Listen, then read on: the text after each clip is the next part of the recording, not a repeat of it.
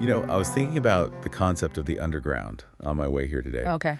Usually, when we use that word in music, especially electronic music, we're talking about a very specific vibe. Right. A specific atmosphere. Yeah, exactly. Yeah. We're talking about, concrete walls, low ceilings, sticky floors, maybe 300 people max, just sweating in the dark.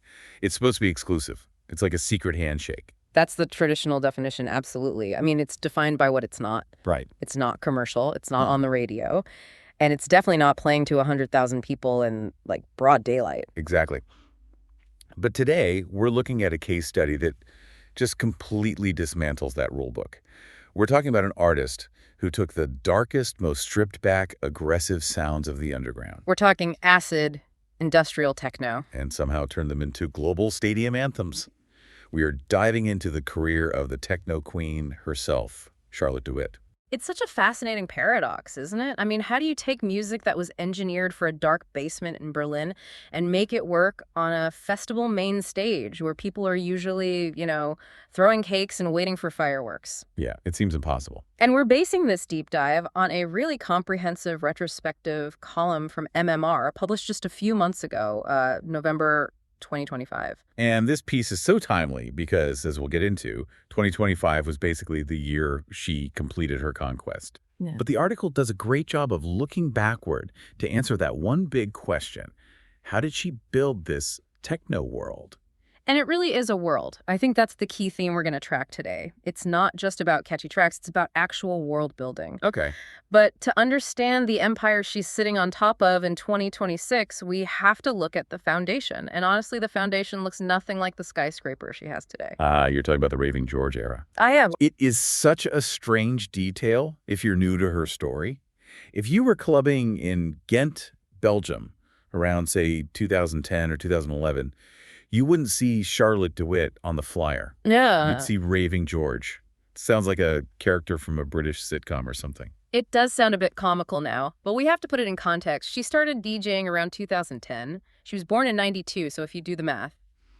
She was a teenager, barely 18. Wow. And the MMR column makes a very pointed observation about this alias. It wasn't just some quirky nickname she came up with for fun. It was a shield. A shield? A shield against what? Against the gender dynamics of the scene at that time. You have to remember, the electronic music landscape in 2010 was overwhelmingly male-dominated, especially in the booth. Oh, for sure. She felt that if she put a female name on the poster, Charlotte promoters and clubgoers would just make assumptions before they even heard the first beat. They'd assume it was soft or commercial or... Or that she was just there as eye candy. Exactly. So Raving George was a way to force people to listen with their ears, not with their eyes. Precisely. It let the music speak first. And the interesting thing is, the music was different back then. I mean, if you go and dig up those early tracks on labels like Bad Life or Crux Records, you are not hearing the industrial hammer she swings today. The source material describes it as more electro and EDM focused. Yeah. Think high energy, a bit more distorted mid-range, maybe a bit more quote-unquote fun in a traditional sense.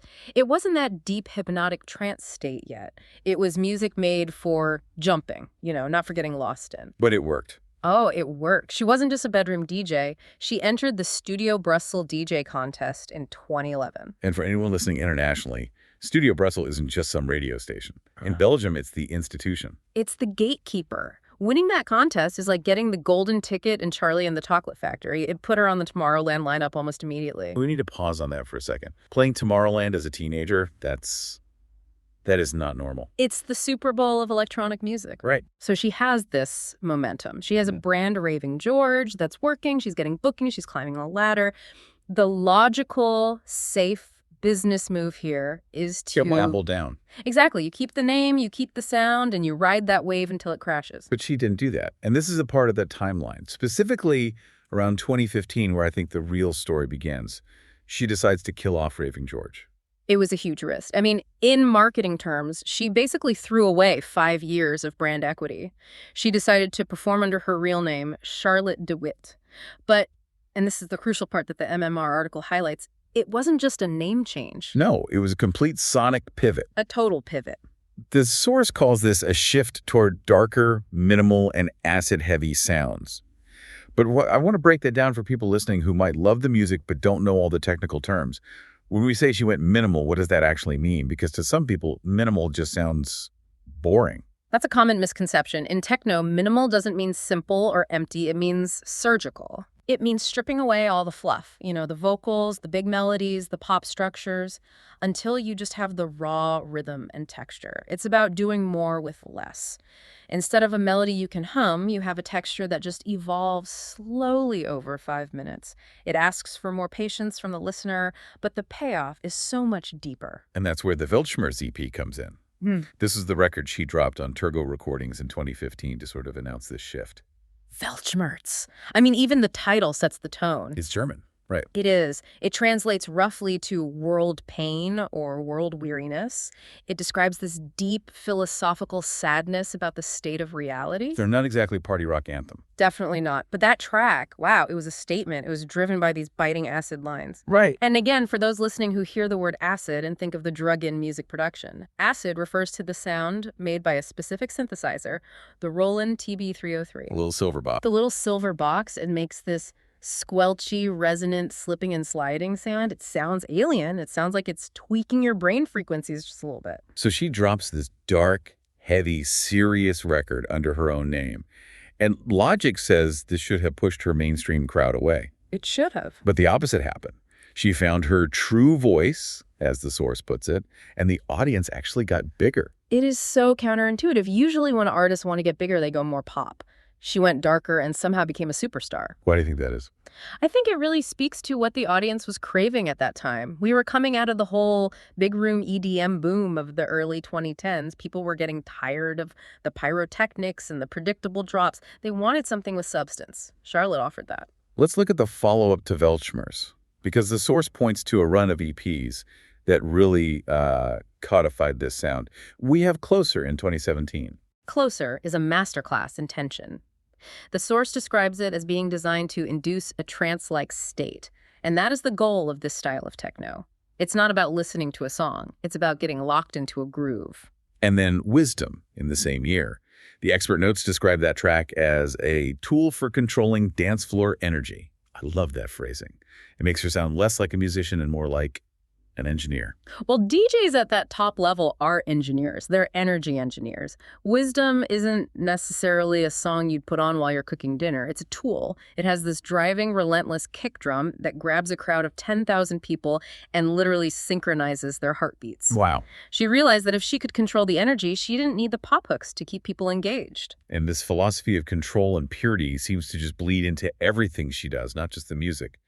Which brings us to the empire building, 2019. She launches KNTXT. KNTXT. Now, pretty much every big DJ has a label. It's usually just a place to release their friends' music or get a bigger cut of the royalties.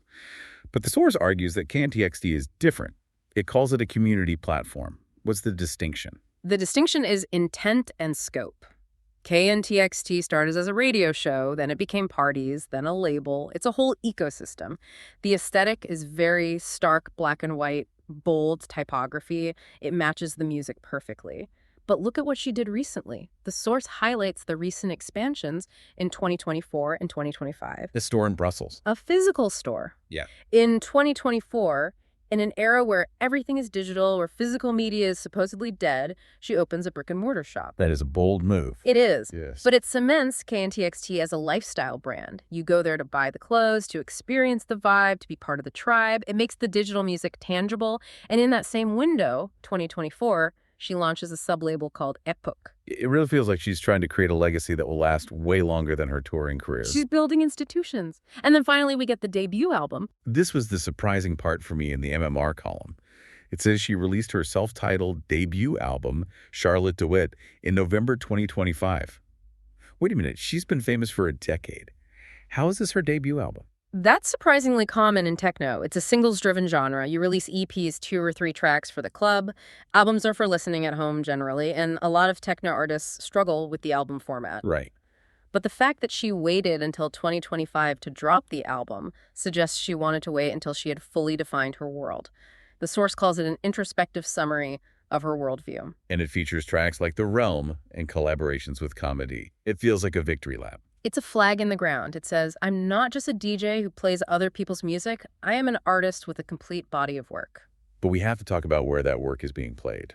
Because the stats in this article about her festival performances are, Yeah, honestly, they're staggering. they're record-breaking. We mentioned she played Tomorrowland back in 2011 as a contest winner. Okay, flash forward to 2022. 2022. She becomes the first woman and the first techno artist to close the main stage at Tomorrowland. Okay, I want to drill down on main stage. For people who haven't been to Tomorrowland, can you describe the difference between the main stage and where techno is usually played? Sure. Usually techno is in like the freedom stage or some tent. It's dark, it's covered, it's intimate, it mimics that club feel. The main stage is this open-air amphitheater that holds something like 40,000, maybe 50,000 people. What? It has fireworks, fountains, dancers. It's designed for spectacle.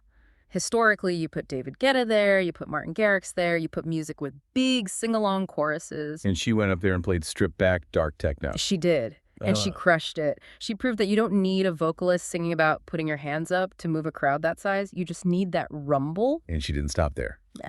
2023, she goes to Detroit. The Holy Land. Detroit is the birthplace of techno. It's where the genre was invented by Black artists in the 1980s. To go there as a Belgian woman and close the main stage at Movement Festival, that's a high-pressure gig. You have the originators of the genre watching you. Exactly. If you're fake, Detroit will let you know. And she pulled it off. The source confirms she became the first woman to close that stage, too. It's a pattern. She enters a space, dominates it, and shatters the glass ceiling. But the MMR column mentions something about Tomorrowland 2025 that I think is the ultimate flex. The double shift? She played the opening set and the closing set on the same day. Yes. Can you imagine the stamina required for that? But creatively, it's even harder than the physical part. How so? The opening set has to be welcoming. It has to set the mood as people arrive.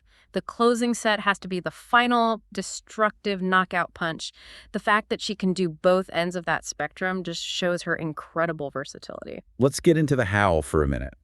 The source has a section called Deconstructing the Charlotte de Witte Sound. We've used words like dark and acid, but what is actually happening in the speakers? What makes it sound like her? The first thing you notice is the rumble. Okay, explain the rumble. So, in pop music or rock, a kick drum is just a thud. In Charlotte's techno, specifically the style she champions, the kick drum is an event. An event. It has a heavy sub-bass tail that's distorted and reverbed. It doesn't just hit your ears, it hits your chest. It fills the entire low end of the frequency spectrum. It feels like an earthquake. So it's physical. Highly physical. Then on top of that, she layers these repetitive rhythms. And repetitive isn't a criticism here, it's a technique. How is it a technique? While there's psychological research on this, repetition in music suppresses the part of your brain that's responsible for analyzing the future. When the loop repeats enough times, you stop worrying about what's coming next and you just settle into the now. That's the trance state the source mentioned with the track closer. That's it. She's using repetition to force you to be present. Wow. And then she keeps the density high. The expert note in our source says her live set philosophy is about maintaining energy. She rarely gives you silence. She rarely gives you a long, quiet breakdown. It's like a high-speed train that just keeps adding momentum. She uses tracks like The Healer from 2017 and Selected from 2018 to do this. Selected is mentioned as having those repetitive acid lines we talked about. And Pressure from 2019 creates that industrial atmosphere. Industrial usually implies metallic sounds, distortion, things that sound like machinery or factories. It adds this gritty texture that feels very urban and aggressive. It's interesting that she can take this aggressive, machine-like music and still make herself the face of it. Because we have to talk about the branding. The article calls her a cultural icon. And we can't ignore that her image is everywhere. She's very photogenic, and she absolutely uses that. But notice how she presents herself. She isn't sexualized in the traditional pop star sense. No, not at all. She's usually wearing simple T-shirts, often her own KNTXT merch. She looks focused, intense. She looks like she's working. Right. She's not standing on the DJ table, screaming into a mic or throwing cakes. She lets the kick drum do the talking. That authenticity is why I think she survived the transition from underground to mainstream. If she had started doing choreographed dances, the techno community would have eaten her alive. That's a really delicate balance to strike. The source mentions a network map. She works with credible artists like Enrico Sangiuliano, Einar, Coma. She keeps one foot firmly in that credible producer camp, while the other foot is on the main stage. And KNTXT helps with that too. The source explicitly mentions her role in supporting the next generation. By using her label to lift up smaller underground artists, she validates her own position. She isn't pulling up the ladder behind her, she's building an elevator for others. Which brings us to the big concluding question of this deep dive. The source calls her the queen of the techno world.